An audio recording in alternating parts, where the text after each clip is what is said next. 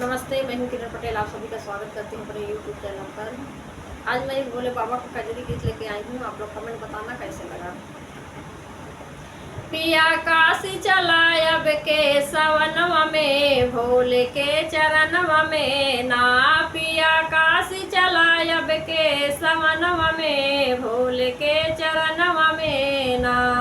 काशी नगरिया ति पावन हुआ रहब पूरे सावन, काशी नगरिया ति पावन हुआ रहब पूरे सावन।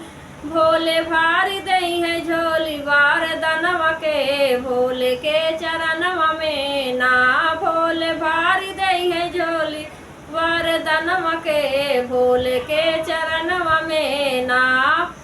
पिया काशी चला अब के सवनवा में, भोले के चरणवा में ना।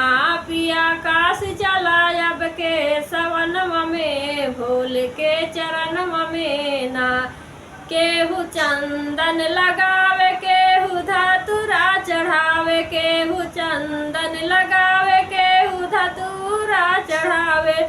केहू भस्मी लगावे ला बदनवा में, भोले के चरणवा में ना। केहू भस्मी लगावे ला बदनवा में, भोले के चरणवा में ना। पिया काशी चला अब के सवनवा में, भोले के चरणवा में ना।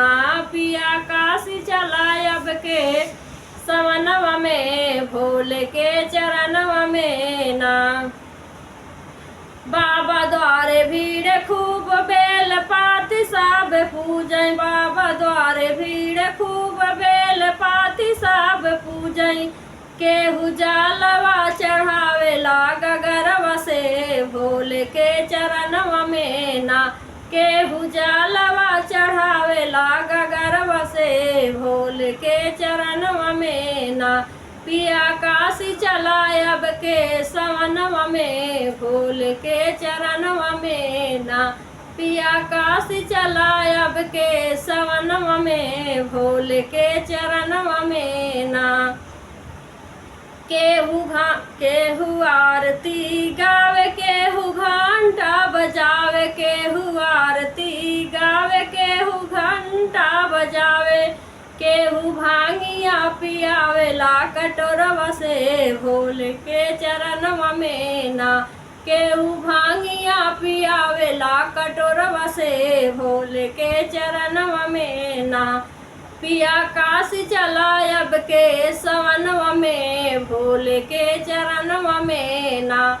पिया काशी चला अब के सवनवा में, भोले के चरणवा में ना। मेघ जाल बारसावे, कृष्ण मुरली बजावे, मेघ जाल बारसावे, कृष्ण मुरली बजावे।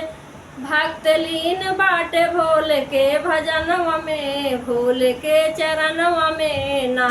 भक्त लीन बाटे भोले के भजनवा में, भोले के चरणवा में ना। पिया काशी चला अब के सवनवा में, भोले के चरणवा में ना। पिया काशी चला अब के सवनवा में, भोले के चरणवा में ना।